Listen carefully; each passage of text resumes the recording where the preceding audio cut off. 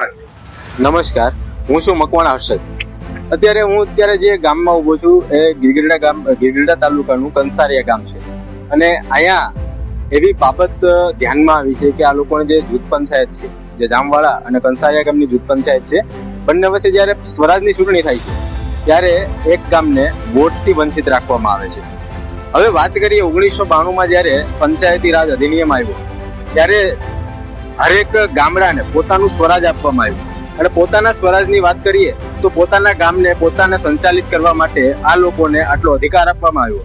પણ જ્યારે અત્યારે આપણે આટલા વર્ષ પછી પણ વાત કરીએ કે 20-30 વર્ષ વીતી ગયા પછી તો પણ આ જે ગામડું છે એ ગામડાને પોતાના જે ગામના સંચાલન માટેથી વંચિત રાખવામાં આવે છે, પોતાના ગામના પ્રતિનિધિને ચૂંટાવવા માટે પણ વંચિત રાખવામાં આવે છે.